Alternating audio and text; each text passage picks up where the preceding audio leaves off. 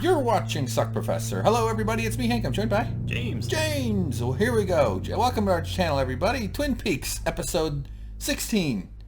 Right? Yes. This was a pretty good one. Yeah, it was the one that we've all been waiting for a very long time. Yeah, I predicted that a very important event would happen, and I'd like to say I'm the only one who predicted it. Okay? Yes. The only person who saw it coming. From the moment we saw Dougie, way back when. Genius over here. JK. Yeah. Just joking. Ha ha ha. Humor. Go ahead. No, I don't want to give too much away in case anyone out there is watching this before seeing the actual episode, but things happen. Yeah, we're trying not to spoil it as we go through, but Yeah. there will be major spoilers as we get through this. And so, yeah, think of it kind of like a long podcast discussion kind of thing, not like some sort of planned out, look at us, we're the Cirque du Soleil, oh, we know what we're doing. No, we have no idea. Right, James? Right. All right, cool. So we'll get to it. Oh, by the way, follow James on Twitter, @VideoJamesSP. Follow me. I'm at Suck Professor, and we can have a nice time. There was like no... and subscribe, blah, blah, blah. What? There was no Cockney rhyming slang in this episode. I'd study for nothing. Cockney rhyming slang? Yeah, well, I'll Google that and send you some tweets later. Okay. Sorry, I don't know. Okay. I'm off my game right now, James. I just, it's been a rough 40 years. I'm not even that old, but it just feels like it. Okay, here we go. Okay, opening shot. David Lynch is the guy. There's the curtains and there's the floor. All right, there it is. We're driving around on a road. David Lynchian shot. I feel like this is what life looks like to him. You sound like the scientist from The Simpsons. There's the curtains and the floors and the guys and the things. Or however he goes. Going down. I don't know what you're talking about. The crazy mad scientist guy in The Simpsons? Yeah. Oh. Thanks for bringing up. The guy who says Glavin a lot. Glavin? Yeah, Professor Frank. Yes. Yeah. Whatever his name is. Well, that's the things gotta go wrong, those things. All right, now that people are already feeling uncomfortable listening to my voice, I was just saying though, this spotlight or sort of isolated camera thing that David Lynch likes to do, it is how he sees it. It's kind of a myopia that he injects into all of his characters. Right, but this sort of foreboding vision here always seems to be connected with Mr. C. Yeah, it does. Yeah, good call. And we see them traveling along. The last time we saw them, we know that Mr. C went to retrieve Ray. Yeah. Won the arm wrestling contest. Became the gang leader. Punched the guy's face through with his magic lodge powers. Became the gang leader. Went to the Dutchman, which turned out to be the old gas station or the old convenience store where the Fire Walk With Me events took place in that famous scene. That place could not be in a more inconvenient location. Yes. More like inconvenience store. Right. He was followed there from the prior location by Richard Horn. Richard Horn, there he is, right there. And we found out that Richard Horn's mother is Audrey Horn, as people speculated for a long time. So he knocks him out, takes him on a trip. We don't know where they're going. We can only presume that they're now going to the final destination of the coordinates. Right. Well, yeah. I know Richard Horn has a snake face. You ever notice that? Some guys have those snake eyes. He's a pretty horrible guy. Well, I mean, the man is an actor. He's just a person. But yeah, as a character, he's an evil piece of garbage. Leonardo DiCaprio has a snake face. Those white eyes that kind of makes him look like somebody your girlfriend would probably bang or something like that. All right, so anyway, there they go. Oh, there they are. We're here. They got a cool truck. I like the spotlights. Those are always fun. Good for shining at deer. Right. So 3 people have given me coordinates to that place. 2 of them were right. Correct? 2 of them matched. 2 of them matched. So he's deducing that the 2 that matched are the ones that are most likely correct. Does that mean that the 3rd coordinates are to some other important location, or he was being lied to? Just being lied to. Okay. So I don't want to get too much into this because I don't really have the answer to this, and I know I'm going to mess it up. All right. But we know he got a set of coordinates from Ruth Davenport's arm. Okay. We know that Ray went and got a set of coordinates from someone that he was forced to give to him prior to his death. Yeah. That's 2. So where's the 3rd set of coordinates? I don't Did he know. somehow deduce that from downloading things, like we saw him downloading the prison schematics in an earlier episode? Chantal laid them out in Fritos on the Possibly. floor. That might be the answer. Yeah. So I can't quite recall where he would have gotten the 3rd, or if we've even been privy to the scene where he received a 3rd, but I can think of at least 2. Was it from a computer? Didn't he? Possibly. I don't know. Did he go through the computer in that hotel room? Well, that's what I mean when downloading the schematics for the prison. Oh, okay. Yeah, I don't know. Maybe, yeah. He might have gone to the library and, masturbated in the computer room. Yeah, I think there definitely were computer work that he had done, so maybe he did extract it from there. Yeah, that's entirely possible. That's where I get most of my coordinates. Yeah. So all right, so we're going up there. They're going to this rock. Let me back up one screenshot. So we don't yet know what the purpose of the coordinates are. We know that Mr. C has said that his one goal is the playing card image that he showed to Daria before he killed her in the hotel room. He said, "This is what I want. Do you know what this is?" And it's the same exact symbol. It resembles the head of the experiment, the mother. It's the same symbol that we saw, the creature that was extruding out the plasma that created Bob, and all the evil that is associated with the world, apparently post-nuclear. Wait, is it that symbol that's on the living map that the hawk has? Yes. And on the owl ring? It's the one. It's a modified version of what's on the owl ring, and it's the same thing that's underneath the moon on the map that Hawk has, and also the drawing that was on the tube that Major Garland Briggs left behind in the chair for his son and for Truman and so forth. You and I need a symbol, James, like a magic, just a magic symbol that only you and I know makes us part of a special club. Mm-hmm. So we don't know what I think like a means. square with an SP in the middle of it that spins around in the corner. No, that's just too crazy. Yeah, I agree. So we don't know what the symbol is. The closest we ever came to identifying what the symbol was when Hawk said that he knew what it was, but he said, you don't ever want to know about that. Yeah, this right here, this sums up my 30s. Yeah. Go ahead. So it's pretty much some sort of, I would assume, Native American mythology symbol that means something, but we don't know what it is. All we know is whatever it is, it's very bad, and Mr. C does not want it for good purposes. It's sort of a circle with kind of like a bent horn thing sticking off the edges. Or you just solved it as Ben Horn. Bent horn. Yeah, his middle name is T. Bent horn. Could be ears, could be horns, but it's a super basic symbol. There's not much going on. It doesn't take a wizard of design to come up with that symbol. Not in that's a judgmental way. But I think it's fairly obvious that it is the experiment. It is the mother. And what does he want? Perhaps he wants the ability of the power of creation, because that's what she represents. Okay, all right, I like it. So anyway, we do hear a man breathing heavily, not just me. It turns out to be Ben Horn's brother, Jake. Jerry. So close. Ben and Jerry's, come on. Damn it, you're right, Ben and Jerry. So Jerry Garcia, man, I could go for some ice cream right now. I'm trying to lose weight, but all I want to do is just stuff my fat face until I die of being fat. All right, so there he runs and he's going, I gotta run. He's not merely making any noises, but he sees people. He's curious. Has he been out running around this entire time? Apparently, yeah. He was afraid of his own foot, thinking his foot was talking to him, saying, I am not your foot. Yeah. So he's been kind of out high in the woods for a very long time, and yet no one's really thought to go looking for him. He seems to be holding up fairly well. Not that you could tell much, but you'd think if you spent a few... How many days has he been out there? I don't know, but he's well on his way to becoming a woodsman. He's quite a woodsman, yeah. He's, okay. So anyway, he pulls out binoculars, but of course the poor guy, look at him. He struggles with the basic operations here. Did you buy that he didn't know how to use the binoculars, or is that just I've never been high. Act like you don't know how to use them. I've never been in a high state before. I've never used... I've gotten drunk plenty of times, but I don't really... Sure. That's what we consider legal high. Yes, it's legal high. Yeah, there's nothing... So I don't really know what that's like, but I assume that if he's in such a state, maybe it's feasible that he doesn't remember how to use binoculars. I don't know. This is nitpicky, because by episode 16 I should have come to grips and accept that they're just going to have everybody be quirky in their own weird ways. But if you have the instinct that you need to use binoculars, like, distant, I need something to see closer, and you have binoculars, you think like... Knowing, I don't know, whatever. I'm overanalyzing this shit. I'll update my blog, everybody. Check it out. blogspot.geocities.go-fuck-yourself.animatedgif.com. I mean, maybe you could interpret it as though, certain characters who have been proven to be touched by the Lodge or doppelgangers have done things in reverse. They speak in backward tones. They see things moving in flipped imagery. Maybe this is some sort of hark back to that. Yeah, could be. That maybe he is possessed by some ghostwood spirit based on his time in the woods. Maybe his foot really is possessed by some sort of spirit. Yeah. And maybe because of that, he's doing things pseudo in reverse. Him smoking doobs and having weird magical interactions, those aren't necessarily related. No, of course not. No, I'm saying like he could be experiencing genuine things with his foot that are related to the Lodge or whatever, some sort of ethereal forces at play, while also simultaneously being stoned and being like, oh, shit. I mean, the show that's why people get drunk and go watch kids' movies. Yeah, the show is so far out there and quirky in a good way that you can't ever know for sure. And that's a good thing. Yeah. Anyway, so I'm just saying, if you thought, like, I need to be able to see, therefore, how do I solve that problem? Oh, good, I have binoculars. At that point, it would kind of come into even a dumb person. I mean, I think a gorilla would be like, well, let's, it's fun watching monkeys figure stuff. I know monkeys aren't gorillas. I don't know. Correct me, everybody. All right. My brother studied evolution in college. Okay, I think I know what I'm talking about.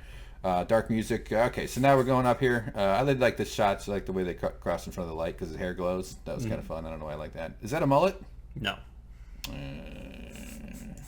All right, so I bet it's right there on that rock. I did like that he tells him, all right, young guy, I'm not climbing that rock. You're climbing that rock. And the guy just like, yeah, all right. Now respect your elders. Why was that line significant, though? Because he's pointing out that he's his father. He's just 25 years old. He's implying that he's the father. Because is? He's implying that he knows exactly how old the guy is. Oh, okay. So he's implying that he's basically saying he was 25 when he did something with his mother. Yeah. That's a little hint, but it's not yet driven home. All right, sure. But Richard doesn't figure it out, right? Richard's a moron. Richard's not like, oh, wait a minute, you're my dad. Okay, all right, very good. So he gives him the phone, and he says, get up there, and he goes, it'll start beeping, and then it'll go a solid tone, and let me know what you find. Is it more like is it a phone, or is it like a GPS locator Well, device? maybe that's the case. That might be it. I don't know. Hard to tell. Well, maybe we'll see more. So anyway, he watches him walk up there. So were you thinking at this time there has to be a reason why he's sending Richard Horne and not going himself? Well, I don't think he knew what would happen, but that was just because I'm dumb. I mean, maybe he did know that what's about to go down. What do you think? I think that he obviously knew that this could potentially be what he's looking for, or it could be a trap. A trap for him. Yes. So he's sending in the young kid to take that's like his food taster, like Saddam Hussein would have guys taste his food. Right. He has no love or affection for this person who is apparently his son. And we'll find out later on that there's a bit of confirmation that it's his son. You can argue either way, but I think it's pretty concrete. Yeah. But let's see what happens. All right, let's get there. So he climbs up, beep, beep, beep, beep. We hear some beeping, and then the music gets intense, and as he gets closer and closer, all of a sudden, everybody, based on the music, we all sort of knew something was going on, and as soon as he gets there, bright flash of light, oh no, ah! And then he starts sparking. I thought this effect was okay. I thought this was well done. And he just sort of shimmies around and sparks and burns and turns into clouds and smoke and particles, and no reaction from old dad there, but look at that. There he goes. Oh, God. He's just cooking, and this is what happens when you microwave Chinese food containers with staples in them, okay? It fucking goes nuts. There's a guy looking through the binoculars. I don't know what you would see if you look through the other end. Well, you would see effectively that. It would just accentuate the distance rather than amplify it. That's what I would assume, but closer to you. Yeah, it's hard to know for sure. I mean, as kids, we all did that. Yeah, I'm sure I did it. I just don't recall exactly how it was. Because anyway, all right. So I thought that was cool that they did this with the shadow there, right there. So he's just this big thing, and then he's gone. The pyrotechnics guys are relieved. They did their successful stunt. They're not going to have to get yelled at by David Lynch and his messed up teeth. We'll see more of that later. And there he goes. Look at it. He's gone. He's dead. Did he get warped into somewhere else, or did he die? I'd say he's pretty much dead. Yeah. I would assume so. Because I think it was, and he says, goodbye, my son. Yeah. So that could be taken as a figure of speech, is that this person is younger than you, my son being a fairly common expression. But I think it's pretty much obvious at this point that we know that his mother was Audrey Horne. We know that he being Mr. C, visited Audrey Horne in the hospital when she was in a coma.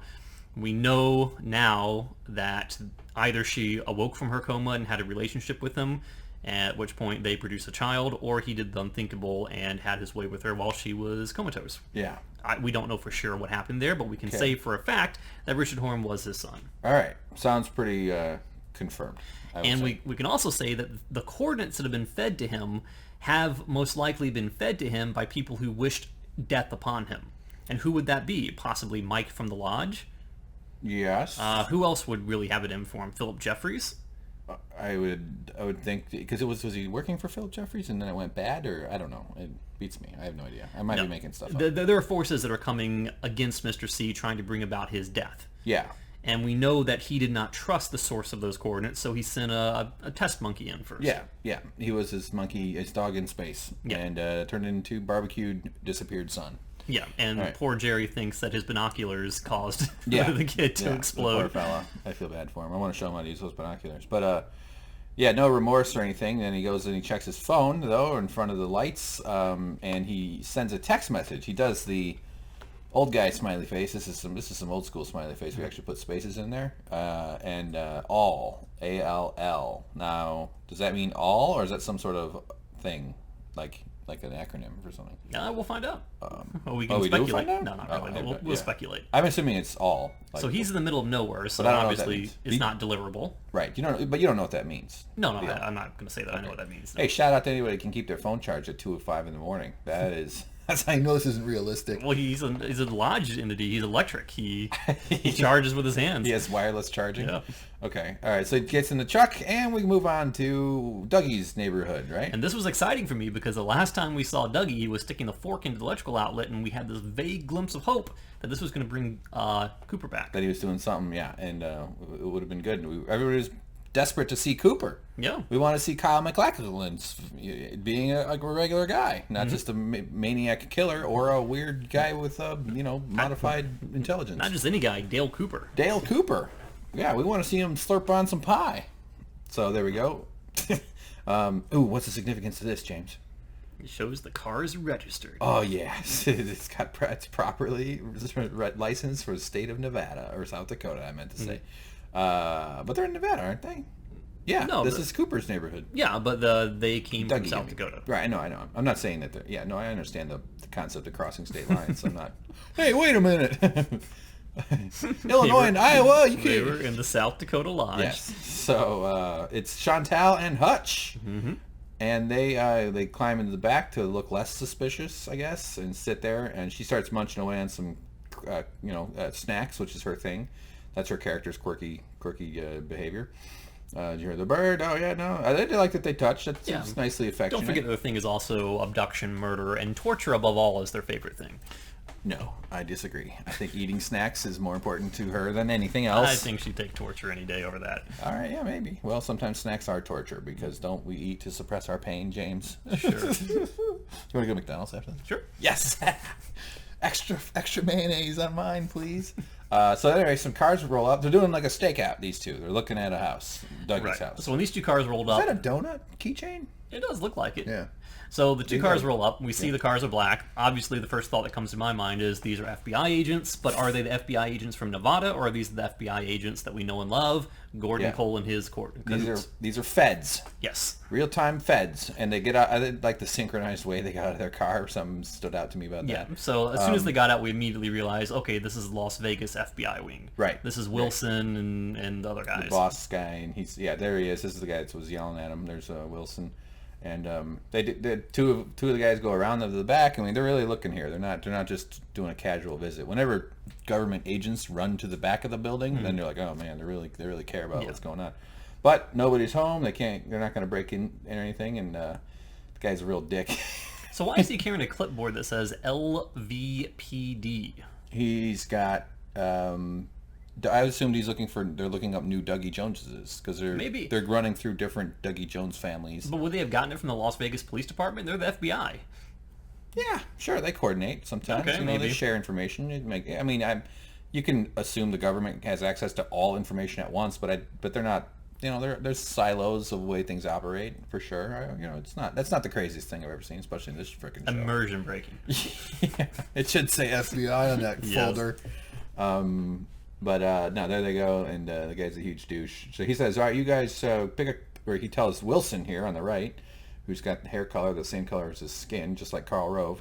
And he says, you park, and you stay, and you watch, you stake out this place. I'm going to go check out the Lucky 7 insurance, all right? Mm-hmm. All right, we're going to do it. So they're zeroing in on Dougie Jones. Yeah, they're the real Dougie Jones, not the false hits they've had from the wonderful detective work of Wilson. Wilson, right, yeah. Exactly. So now there they go. They get into their cars and off they go. And then we see Kyle MacLachlan, Dougie, and looking good, except for the fact that he seems to be not conscious. And yeah, they're backing up with the camera there. And janey-e, Sonny Jim, and his other wife, Bushnell Millins, are hanging out, watching him, wondering if he's going to be okay. You ever hang out with someone in a coma, James? No. I have. It's very boring. I would imagine. You just sit there and you go, would you fucking wake up? Jesus Christ. How many more weeks am I supposed to come here? Come on with this coma nonsense. My mom was in a coma. I was medical power of attorney, so if I was like, hey, you want to kill her? It was like up to me. It was really intense. That was a stressful time. That's horrible. Yeah. Well, it was bad. She eventually came out of it. Was fine.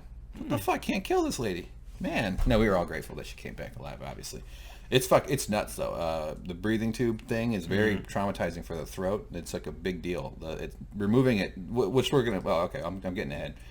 Mom, does this coma have something to do? So yeah, this is. So they're just sort of chatting, figuring it out. Again, electricity is a major theme of the entire series of Twin Peaks. It's how the logic of these travel. It's how they affect the world. It's everything. Yeah. So it would serve a reason that if Cooper is ever going to come back, that an electrical jolt would be the thing to do it. Sure. That maybe when he originally emerged into the world through the outlet, that maybe it was only a short circuit. Maybe it was only a partial charge. Maybe it wasn't the full Cooper, as we know it obviously wasn't. But the big question is the rest of who Cooper is still in the lodge? Is the rest of who Cooper is trapped within his doppelganger, Mr. C? Or is all of Cooper still there? He just hasn't fully unlocked his personality yet. Yeah. When do we get to see that? But then his buddies show up. The Mitchum brothers. And they're... These guys have, they've kind of grown on me now that they're on Team Dougie. I kind of like them. They're sort of like dopey crime bosses. Yeah, they're sort of loyal and... Yeah, they started off as these sinister scumbags. Yeah. And now they are these lovable guys. It's almost as though everyone that Dougie or Dale Cooper comes into contact with is touched in a good way. Sure. That he enhances the life of people around him. He is like the light in the darkness. He's a positive beacon of influence on everyone he surrounds, regardless of whether he's fully conscious, aware, or if he's in this vegetative state walking around repeating the last two words of whatever sentence is thrown at him. Right. He brings out the best in people. He does. Yeah, because he's so innocent. That's why people like hanging out with dogs. Yeah. Dogs are innocent. They can, even when they commit crimes, they have no idea because they're stupid fucking dogs and they stay innocent. So they put this, they have a nice big thing. These are expensive hospital fucking planters. They're pricey, man. It's like $10 for a small crappy one, if that. Okay, so they're dropping some dough on their buddy here is what I'm saying. And they can afford it because they're casino mob bosses who just got $30 million. So anyway, they meet Sonny Jim and Janey-e, and they say, hey, boy, oh, wow, look at that, oh, weren't you a good-looking kid? Yellow, huh? Wow, great color. That's not an actual dialogue. But you know what Sonny Jim's original name was? Slip into a Sonny Jim? Mini Cooper. Mini Cooper. Pretty good. I like that. Okay. And then the girls come over. The mannequin, Candy and her mannequin buddies. Yep. I don't know what to make of these ladies. Finger sandwiches. Yeah, they would bring some delicious eats, some nice little food. Which is symbolic for the spiritual finger. Yes. Not really. Yes. No, it is. It's an electrified finger that emerges from the heavens, and when you feel the strange tickle, you feel some sort of sensation going on. That spidey sense tingling. That's when you're being fingered by God. Good to know. Yeah. That's why baby Jesus was so important, because God was fingering. Okay. All right. Oh my God. Well, if it was real, I would have burned into ashes at this moment. It would have been more like a finger puppet at that point. Yeah. Actually, it'd be more like himself, fingering himself, which, hey, that's okay too. It's like the snake eating its own tail. That's right. Yeah. The snake masturbating his own snake butt hole. Sorry, James, I made it worse. Okay, there he goes. Janey, they're all, like, yeah, well, he's doing okay. We don't know, doctor. Well, he's looking all good. And again, a reference to electricity, which is pretty much on the nose. Yeah, totally. Now we're at. So I thought this was like, oh, Donovan's Pub, and then I don't think this is the hotel. That's the first floor of this hotel. So then we've got the FBI equipment. So it's long been speculated that perhaps Agent Gordon Cole does not really have a hearing problem, that he intentionally wears the device, as this now, I noticed that as well, very good point. Yeah. But he intentionally wears the device in order to pick up on frequencies and communications that may be of an ethereal Blue Rose nature. Okay. That he's always listening, always observing, and the concession is that he has to deal with the everyday drama and whatever you want to call it of hearing loss problems. He doesn't really have... What I'm trying to say is it's possible he might not have hearing loss, but wearing the device makes it difficult for his day-to-day life, but he thinks it's a good enough trade-off that he continues to do it. Look at him. He's real wondering what's going on here, huh? So is that you? What, did you buy that theory or not? I think it's worth at least... because there's been more than a couple occasions, I think, where it's obvious that he heard something, but he plays it off to his advantage as though he didn't hear it. He did it once with Albert, where Albert looked at him and called his bluff and said, "You heard me," and he had to concede that he did hear it. Yeah. So I think he uses it as a tool more than he does use it as a crutch. Right. But it doesn't necessarily rule out him having hearing loss. He could have a hearing No, issue. it's entirely possible. And get this device, and then it also dials into that thing too. So maybe it's both. They could both be true. No, it is entirely possible. Yeah. All right. So anyway, there he is. It's just random. That just cuts to him standing there thinking. The family and Dougie-E and the kid and Dougie-E, I'm calling him now. Well, I was wondering, it's like him thinking he's listening to the sound waves and the transmissions that are going on around him. At the same time, Dougie's connected to these equipment with the constant beeping and humming of the electrical signal that's going through there. So I was wondering, at some point, maybe he might pick up on the voice of Cooper inside the electrical impulses to signal that Cooper might be coming back, or that Cooper is on the cusp of revival. You're saying that Gordon Cole is doing all that? Oh, well, listening to it. That's what yeah. I was hoping for. Okay. But we don't really see or have any indication that that's happening. I get the sense that he's just a grizzled veteran and he's got intuition, like that kind of thing. Like, I know something's up. Like, I don't think he knows what's going on in the hospital room or anything. Well, like no, that. but Major, like, yeah, he knows he's close to closing in on this case, or you know, they're reaching a phase where like major events are going to kind of come into focus here. Right. He knows we're near the end of the season, basically. Yeah, we know that Major Garland Briggs worked at the Blue Pine listening post. Yeah. And we know that listening to incoming transmissions was a key part of Twin Peaks and the whole mystique of it. And we got a lot of good information from him doing that. So it serves to reason that with the absence of Major Garland Briggs, that Gordon Cole, being an FBI guy, someone who's been involved with Philip Jeffries from the beginning of the Blue Rose program, would also have an interest in listening and intercepting signals that are flowing through the atmosphere. Yeah, for sure. So who's he talking to here? He's talking to Phil. Phil is, what's he learning? He's learning from Phil that the FBI was looking... Oh, so it's some guy at his work, right? And so he's like, wow, what the hell? Why would the FBI want to deal with Dougie? Dougie's such a nice guy. FBI... I mean, if the FBI came looking for you, James, I'd be like, what? What the... Really? What's he done now? What... What'd you find? What'd you find in his bathroom? I've never seen his bathroom. Oh my God! What horrors await! Just racks of meat. You know, that's just like my bathroom. Yeah. All right. So then anyway, he's this is the other thing you do to coma people. You stare at them while they're not looking. I mean, they're you don't fuck with people in coma. They get their bodies get gross because they have become bed sores and all sorts of stuff. It's terrible. They get like shit around their eyes, and it's just like, oh God, Jesus Christ! You have to be like, oh, can you clean off that fucking and There's still a bag of meat oozing out fluids out of their various holes. All right, so caw birds. Oh, so Chantal and Hutch, they are now we got two stakeouts here. This is the FBI, the incompetent FBI. Well, I don't know. I wouldn't call them incompetent. Quite. That's not quite the Nevada FBI. They're not the A squad. No. Yeah, they're the B squad. So remember that guy Sammy. I guess they're reminiscing about killing somebody, right? Well, no, they're saying that you hear about Sammy, he died, he was a good guy. Oh, all right. So they didn't kill Sammy. We don't necessarily know who Sammy is, but they're just basically, they're on a stakeout, they're bored, they're shooting the breeze, they're waiting for something to happen. Criminal chat. Yeah, so it's nothing significant aside from them passing time while we watch all these strange events transpire at the house. At the house, right. And one thing we should know here is that in the prior scene, after bringing the finger foods to Dougie, he said, you know what?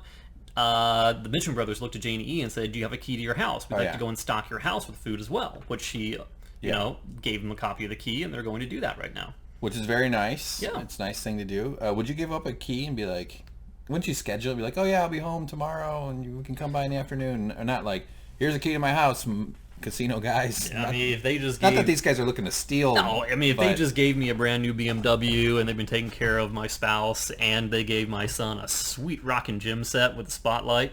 Yeah, I suppose. Okay, I guess if it's like everybody's pitching in to help out with the coma guy, and like, because people do, like, from my own experience, people they start treating you like you're sick because they're like, they know you're super stressed out, so they're like, oh, can I get you some food? Yeah, like everybody else sort of pitches in to help, not just the person who's in the coma, but also the people that are closest to the people helping the person, because they're helping janey-e here. So that's family good. sickness does not affect only that person afflicted. I can fucking attest to that shit, man. Okay, so do any of them look like anything like our boss? So they're there to kill Dougie. Yeah. And they're saying, are any of those our target? And he's like, you do know that Dougie is the doppelganger of our boss. He's going to look exactly the same. Oh, yeah, that's what they're saying. Yeah, got it. So, yeah, she's upset, though, that she's running out of yeah, the stakeout is taking longer than anticipated. Her supply is dwindling. Yeah, she can just eat constantly. It's amazing. Yeah. I wish I had that ability. I mean, I do eat constantly, but I get fat when I eat constantly, so I can't. Anyway, the girls come out. They've got trays of food, and when I saw all this food, I was like, oh my god, that is a lot. That's a little bit much. I don't know if they need all that. But they only like loaded up this little hand truck. Yeah, it wasn't an extraordinary amount. Right. So off they go into the thing. Who wouldn't want their food delivered by 3 gorgeous fake women? Yeah, so meanwhile, the FBI... mechanical automatons. Yes, the FBI is wondering what the heck is going on here. Yeah. Chantel and Hutch are wondering what the heck is going on here. Yeah, nobody has any idea what's up. And then another vehicle comes in and gets right up on them. Sawaski Accounting, Inc. Yes, this is a Mercedes, I want to... Probably. Sure. I don't know anything about cars, so I won't say one with either. Like the front end, that looks like... yeah, I think it is. So this, I mean, obviously is bizarre. They're parked on the road, right? Yeah. Correct. Now, are they parked facing the correct way on the right side of the road? I don't think they are. They're on the wrong... This car here is parked correctly, and the accounting guy is parked correctly. From a direction stance, yes, for sure. So this, I mean, it's not. It seems like when you're doing a stakeout, you wouldn't want to draw attention and do anything to give anybody a reason to come knock on your window. So this guy comes up and he's like, "Hey, what are you doing?" He accuses them of blocking the driveway, and they look at it and like, "No, we're not. We're not even close to yours." To get real aggressive, real quick, and we get in. It just turns, go fuck yourself. Yeah, it's almost as though they look at him and say, you don't know who you're messing with. Meanwhile, Mr. Egghead is looking back at them and like, I don't think you know who you're messing with. Yes, this guy doesn't seem to be too scared, and he goes, okay, I will. He says something like, I'll move it, and then he goes and he gets into the car and he just immediately crashes into him. Now, what do you call a device, a narrative device that exists purely to solve a problem with no expectation of, or no hint that it's coming? Is it a Deus Ex Machina? No, I don't think that's quite a Deus Ex. Deus Ex Machina, my understanding, is it's a sudden appearance of some sort of solution to a like when the writer writes their character into a corner and they get out by finding a key above the doorway or something like that. Well, I mean, in a way, this is kind of that, then. When it plays out, I'll explain it more. Okay. Yeah, okay, fair enough. I'm not going to fight you on that one at all. Yeah, so he gets in and he's racing, running, the tires are squealing and smoking. There he goes, and hey, what? These guys are kind of like, okay, this is very weird. What the hell's going on? That douchebag is really pissing me off. So she gets into her car, or she grabs her. Wow, what the hell? I thought, who shot? Didn't she shoot first? Yeah, she shot first. Yeah, so she shoots at the guy, and then he has a gun. And he has an Uzi. He has like it's like an Uzi thing, and then he shoots and hits her. Grazes her in the shoulder. Yeah, well, that counts as a hit, I would say. I thought she says that he grazed me or something, but maybe I'm wrong. She does, I think, say it, but it looks like it's more than a graze. Sprayed blood all over the place. I don't know. I would still be concerned about a graze too. So she immediately starts trying to fill the wound with Cheetos. Yeah. Well, that would keep. She's running out though. It keeps the Cheetos that are already inside from pouring out. It'd be great if she bled Cheetos. A slurry of partially digested Cheetos comes out of every bullet hole. She uses fruit by the foot to make a tourniquet. Yeah. So then after she shoots him though, the guy jumps out of his car. This all happened pretty quick. I thought we got more screenshots. And he runs around to the back. Yeah, he runs to the back, and that's where he gets out his gun. So I think that all happened. I'm sorry, I'm backing up. So he'd already run to the back then, because she shot, and then he ran to the back and grabbed his gun out of the thing, right? I think that's how it was. I don't know if he got the gun from the back, but it seems like he only started using his gun when he got to the back. Okay, all right. I don't quite recall if he had it. I thought it was in his trunk or something. It could have been. I mean, his trunk looks almost as though it's like slightly open, but maybe, well, I don't know. It's hard to. It doesn't really matter. It doesn't matter really. I just don't want to be confusing. I know that I made things confusing there a little bit. So anyway, she's been shot. That's no good, and they have a little bit of a shootout kind of thing, and then they back up the van up, and they decide to take off. This guy is not screwing around, and he comes at him and just really plink, pew, pew, pew, pew, pew, really shoots up the van. I thought this was pretty cool. I like the way they did this. I wonder when they film these, do they actually just shoot up a van? Do they put a camera in a van and just shoot it with some... I mean, that's the cheapest way to do it. Why not? I suppose. You only get one take, really. Right. But... Why not? Or you just set up a wall and you start shooting through it like that. That doesn't necessarily have to be the inside of a van. Yeah, it doesn't have to be a real van. It could be just a fake van wall or something. Yeah, but go to a junkyard, find a ton of those. Yeah. So anyway, then he gets her again and kills her. Fucking kills Chantal. Yeah. Am I saying that name right? Chantal. Chantal. Chantal. I think it's Chantal. All right. Show and tell. Right. Okay. So anyway, the horn's going off. And... Just like Chinatown. What? The epic ending of Chinatown, where the car drives away. The person shoots at it, and you don't know if the person gets killed, but you just see the car veer off to the side, and you hear the horn blaring, Jeez. so you know what happens. Spoiler alert, James. I was going to play that for my birthday party at the Chuck E. Cheese's this year. Now I have to pick a different movie. So anyway, he goes after him again. He reloads, drops his magazine in the back. He's like, this guy's used to some of this crazy violence, as all accounting firm guys are. I come home every day wanting to do this. Yes, with your accounting experience. And he's just blasting him up. And then Tim Roth, same difference. He's taking a bunch of hits. He's already got paint splattered on him, though, so it looks like blood. But he's getting shot and just getting murdered. So there you go. Now his life is over. And he's got a little sawed-off shotgun, which he did pump around into the windshield of the accountant's car. Yeah. Oh, yeah, that's right. And bang, bang, bang, you're dead, buddy. Look at that guy. Look at him, huh? That's how all bald people are. So all of this is going down while two crooked, shady, but lovable mob bosses are looking on, and while the FBI is sitting on the side of the road watching. Yes. It's like the most dangerous people on the scene are not the people perpetrating the most dangerous violence right now. You've got 4 different parties here, all intersecting. Two of them are having a big fight. Yeah. One of them is a brand new entity, meaning the bald guy. If you were to list all these people down on paper, including the random accountant, the last person you would expect to be dealing a bloodbath of carnage would be the accountant. Yes. Now let me ask you this, though. How random is he? Do you think he has somehow been sent forth by the forces of doom? By Sauron or Saruman? It's possible. Is he an Uruk-hai? I mean, this is why I was thinking... a soldier of the negative forces. This is why I was thinking maybe it's like a commentary of David Lynch and the randomness of nature on the unpredictability of his narrative style or of life in general. Mm-hmm. Or going back to the whole Deus Ex Machina thing is like, there was a problem. This series is winding down. We have Chantel and Hutch still looming around. They're on a stakeout looking for Dougie Jones. We need to resolve their storyline. What's the best and quickest and most concise way of doing it? Let's introduce a new character who we'll probably never see again and have him just go in there and gun him down. It wasn't precipitated by anything whatsoever. It was this quirky, unexpected, unpredictable event.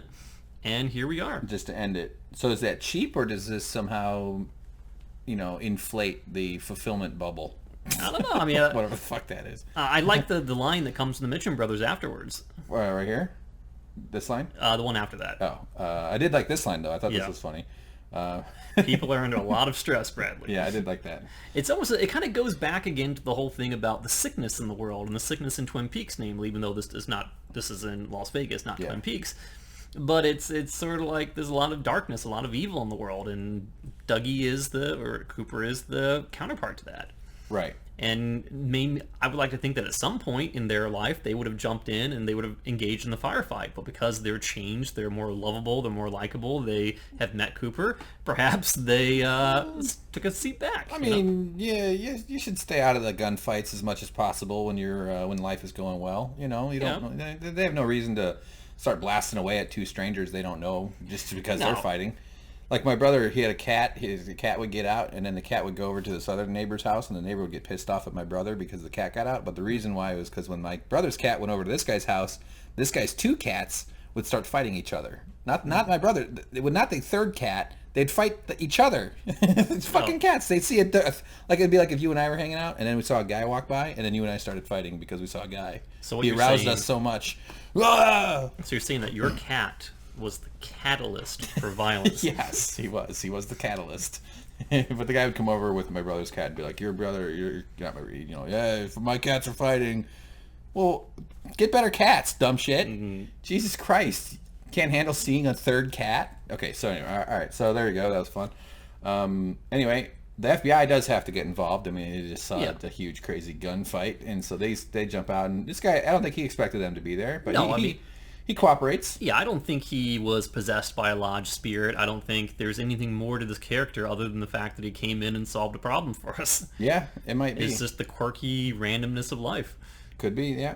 That I would bet on that probably. And Jim Belushi's head got heavy, so he had to put his head on it. Yeah, Lynch didn't even need to put anything on the side of his car. He didn't need to say Zabrowski or whatever it was accounting. Right. It just paints him as more of a docile, less, expecting perpetrator of violence. Yeah, I think you're right. Which makes it all the more hilarious. Yeah, Yeah, unless there's more backstory there, but we are running out of time for the season, or for the series, I should say. So anyway, they're dead. The guys caught them, and boy, it's going to be nothing but paperwork. Oh man, that's why I never became a cop, because of the paperwork, James. And again, this kind of brings the FBI at the local level off of Dougie Jones's case, because now they got to deal with this. A little bit, yeah. I think that's probably true. All right. Plus, he's going to better put on some sunscreen, or that bald head of his is going to get all burnt up. All right, so back to Dougie in bed with Bushnell. He's not in bed with Bushnell. Well, he's in bed with Bushnell. He's with Bushnell, but Bushnell is not in bed with him. I don't know. The English language is a funny thing based on how you phrase certain according things. to my imagination. That'd be a great novel. In bed with Bushnell. Be a weird and very unarousing gay porn if that was the case. So, all right. So, James, right now you and I are together. Okay, so he walks out, and whenever there's an awkward angled furniture shot, we know what's about to happen. Yes. Old Mike is going to be opacityed into about 20% opacity or something, 10 to 20%, I would bet. And it's amazing how little opacity takes for you to see something, James. I'm going to tell you that. And there he is, and Dougie doesn't. But then all of a sudden, he reaches up, and this is what I was referring to earlier. I don't want to dwell on this too much, but when you yank out a breathing tube, it's really stressful and traumatizing for your lungs and your throat. It's all the way down there. And my mom had one once. She said how horrible it was. It's brutal. That's why you have to be in a coma to have a breathing tube, because if you're awake, your body would reject it, and then you'd be fighting it. So they have to make sure that you can breathe on your own. So it's a big deal. Like a whole bunch of doctors are like, all right, here we go. And your mom starts going, it's really fucking crazy. So anyway, he wakes up, gasps. So now we need to stop calling him Dougie. This is the big moment. This is Cooper E. This is Dale. Cooper. Dale. All right, Dale. This is real Dale. He's the real deal. Dale. Well, okay, we don't know if it's really Dale yet, but we don't know yet. Let's get there. But immediately he does seem possessed of like a normal man's. He seems awareness. He doesn't seem as such a space cadet.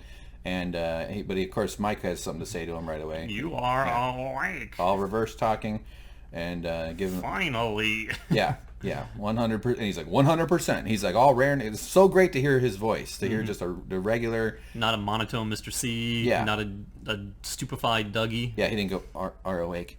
Yeah. Are awake. But no, I think we're. He immediately leaps into action, which is the Dale that we know. Yeah. The other one, he didn't go back. So he's basically saying, we need to solve this problem. The ledger is not in balance, and that's basically so. And that's why Zabrowski was so upset. Who's Zabrowski? Yeah, because the ledger wasn't in balance. Well, I don't know. The accountant. They're using his name. Yeah. All right. So okay, let me ask you this then. So Cooper right here immediately seems to be fully game for whatever, but he's is he learning for the first time that this is the mission he's on? He's got to go solve this, or is he waking up with this impetus that he needs to go find Cooper? You know what I mean? Like, how much does he know he has to do? I think he is fully aware of the events that have transpired while he was locked inside the body of Dougie. Okay. Because it seems like whenever a doppelganger is created, the doppelganger exists with the memories of that person up until the point of creation. And at the same extent, it seems as though the entire time that the doppelganger existed, the real Dale from the lodge was aware of the actions that the doppelganger was taking in reality. Okay. So he would be aware of his predicament. He would be aware of the planning that led to the point where he is up to speed, I would say. Okay. All right. But he's being immediately informed by Mike that this is you got to get at it. Like, they're not wasting any time, is what I'm saying. Right. Okay. And so he goes, I got this for you, this ring here. And so you can kind of see that little design. Yeah, the famous owl ring, which we know probably the intent behind that is that he wants to subdue Mr. C, have Dougie, a.k.a. the real Dale, put the ring on Mr. C, and then kill him or injure him to the point that he is sucked back into the lodge via the ring. Okay. So he wants the seed, which is when Dougie... No, where did that seed come from? The seed, I think this is the first time we've ever heard those little metallic balls that doppelgangers turn into referred to as a seed. So this tells me something important, and I know a lot of people disagree with this, but to me, it introduced the possibility that Dougie was not necessarily a construct of Mr. C. Because the prevailing theory up until this point is that Dougie was created as a doppelganger by Mr. C in order to be a presumed sacrifice to be sucked back into the lodge in the place of Mr. C. So he served a purpose. Yeah. And when Dougie got pulled back in, Mike said, "You are a construct. You were made for a purpose by someone." And that's where he got this bead, right? And that's what Dougie turned into. Yes, the seed. That. Yeah. But is it then not possible, on the flip side, that Mr. C did not create Dougie, but Mike and Dale Cooper from within the waiting room created Dougie as a way to prevent Mr. C from having a solitary foothold in reality, so that he would not be the only one out there. There would be a counterpoint in the world containing a little iota of the essence of Dale Cooper, so that there would be a duality existing out there. So he wouldn't be able to settle in. He would have to deal with the problem until Dale could find a way to get fully out of the lodge himself. Okay. I don't think a lot of people would agree with it, but I think that the fact that Dale Cooper knows what a seed is, immediately rips some of his own hair out, immediately says, "I need you to make another one," tells me that he knows that Mike is capable of creating doppelgangers, which means that he may have seen Mike do it before, which means that he may have been the architect of Dougie. Yeah, but so he gives him the thing here, right? Like this is Dale Cooper taking the seed. No, he's pulling out a little bit of his own hair and handing it over. Oh yeah, that's right. That's what he did. He pulls. That's right. Okay. Okay. Yeah, that's right. So he yanks it out of the side and then gives it to him and says, "Make another one." So I even threw this one out here on Reddit, and people are like, "No, that's not what the case is. I think this proves that Mr. C created Dougie." But I just want to throw it out there. Is like, it seems like Dale knows a little bit too much for it to be too much of a stretch that he was the one who had purpose, that he was the one who ordered Mike to create Dougie. Okay. Yeah, it's hard to, I don't know. Because, I mean, would it make... I mean, it makes sense from both perspectives. If Mr. C knows that he's going to be sucked back into the lodge at some point, and he can somehow put a body in between himself and the lodge to have Dougie be the victim being pulled back in, that makes sense. Right. And it did come out that way, actually. Okay. Yeah. So it's... I don't really know. I think it's somewhat plausible both ways. Well, I'm on hashtag Team James, so I say yes, it's all true. But why does he want the other one for? So are we going to be seeing a third Dougie is going to emerge from like the order? He's basically just hit submit his payment to Amazon. Yeah. You know, he's got to wait for Prime to deliver it. And another third Dougie show up in the middle of the showdown that Kyle MacLachlan is going to have. Well, yeah, Dale Cooper's going to have with Evil Cooper. Well, we already know that there are forces in the world that are trying to kill Mr. C by feeding him coordinates that are leading to traps. Mm-hmm. We know that that was not the thing that Mr. C was looking for. So it serves to reason that the trap was laid by Mike, or possibly in cahoots with Cooper himself. And it's also possible that what he's trying to do is create another version of himself to use that as a trap to lure in Mr. C so he can effectively push him back into the lodge through some other means. Yeah. Basically have a decoy Cooper. Yeah, decoy. So he can... And he's gonna get the decoy killed, and it's gonna traumatize Sonny Jim. And then Sonny Jim's gonna need therapy. That would be horrible, but awesome. Okay. I mean, what if there... Okay, here's just a totally random... Like, the way Richard got shocked at the coordinates on top of the rock... What if that is not the case? What if the reason he was killed was because he was not the proper person to be standing there? What if it's like it's only a portal would have opened for the right person? What if Agent, you're dead, evil Dr. Dale Cooper C? I think I don't think that's really... I think if that were the case, though, would he necessarily have needed a guinea pig to go up there, knowing full and well that even if it was the true location of the coordinates, that Richard Horn would have died anyway? But what would he really have learned from that? I mean, you send someone first just to see what happens. I mean, it makes sense to do that. I don't know. I'm not behind that idea. Maybe because he knows that the kid had his blood. Oh yeah, could that be. Maybe it would work for him, but it didn't. Yeah, he had that Baratheon blood in him. Yes. I don't know. I'm not behind that idea. It just occurred to me that it could be like plausible. A filter that like, oh, you're the wrong guy, zap. Oh, you're the right guy, come on in. Like one of those types of things. So all right, whatever. So anyway, so then he gives him the ring. Actually, it took me. I went out. This was a really quick shot. I redid this screenshot about 12 times to get it right because there's a slight delay from when you hit print screen, so I had to like hit print screen on a shot that wasn't this in order to. So I just want to let this linger for a moment. Everybody appreciate how hard I work for this family. You know, you can buy that ring as of September on the Showtime website for $150. $150? That's a fucking ripoff. I'm gonna get 2 of them. Can I wear one? I'm gonna go both of my pinkies. Yeah. Can you get one? Can you get one? 2 more for my pinky toes? Yes. I can't believe people paint their pinky toes. Those little pinky toenails. Women generally, when they get their toenails There's not done. much there. Come on, what are you doing? Just put a plastic bag over that toe, tie it off, and let it die like it belongs. Just tie it off. Just tie it off.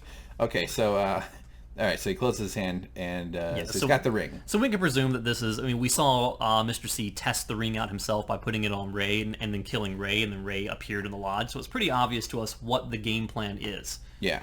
And Mike got the ring back because when Ray went to the lodge, it was returned to Mike, who's the keeper of the ring, basically, put it back on the pedestal, then he went and retrieved it to give it back to Cooper. Got it. Okay, so this ring is a pretty powerful item there. Anyway. Now, what did he just do? Did he hide it under the pillow? I think so. I didn't notice that, but it does appear that that's what he's up to. I didn't notice that either, Maybe but now I am. Maybe I had one of those porno mags under there. You know, sneaking looks whenever everybody's out of the room, as most people in comas do. But anyway, the kid comes back, Dad, and then it jumps on, and yay, son! It's kind of like seeing a real person here. It's nice.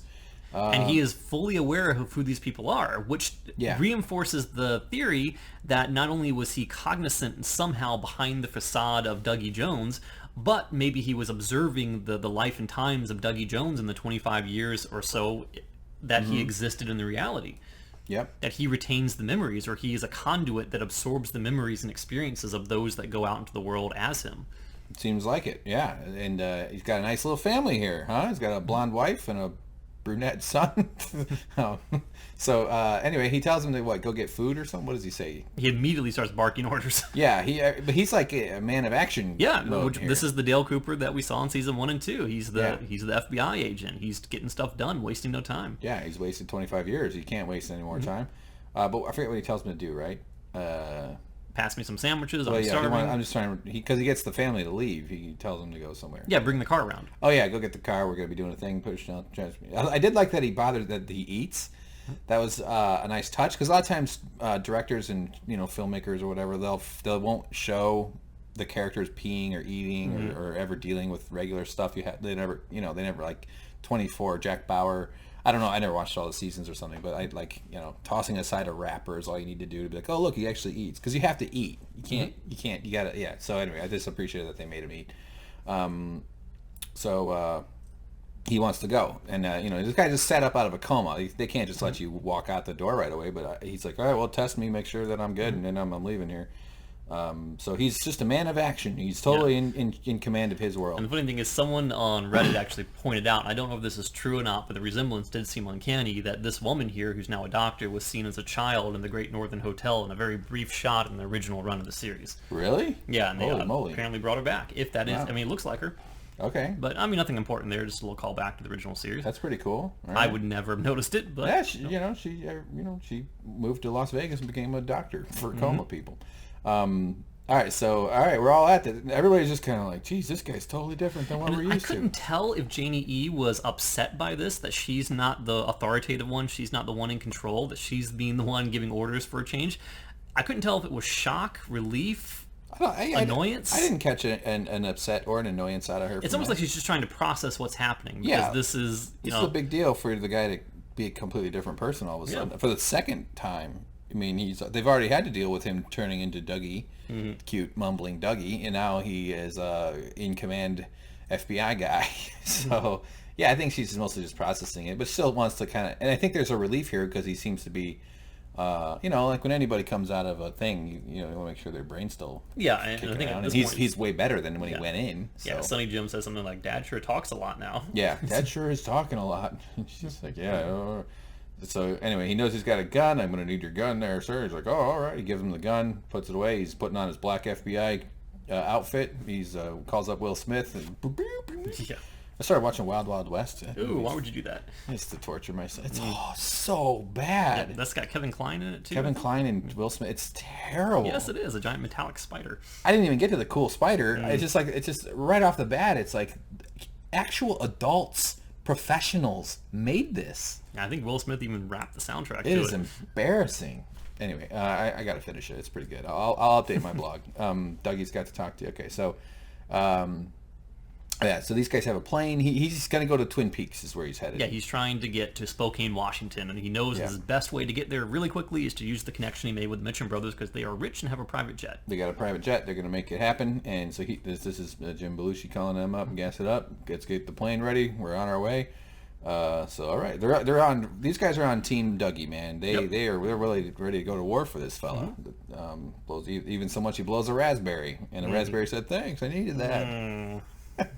Have a man named Gordon Cole. Okay, so how did you feel though? I mean, were you just like relieved and happy to see old Cooper back? Just see actually events come into motion because we know that we only have one more episode left. It's a 2-hour finale, so events have got to start kicking it in high gear. We got to see Dale start affecting changes. Yeah. And okay, what about the... Oh, yeah, this line this here. is the best. This has got to be the thumbnail of this whole thing. Because the FBI is on the way. He's like, what about the FBI? I am the FBI. Yep. Yes. That is the line of the episode. There it is. That's the face. That's the one. There's the thumbnail, if I can fit it. I tend not to like heads where the text goes above the forehead, though. It kind of bothers me.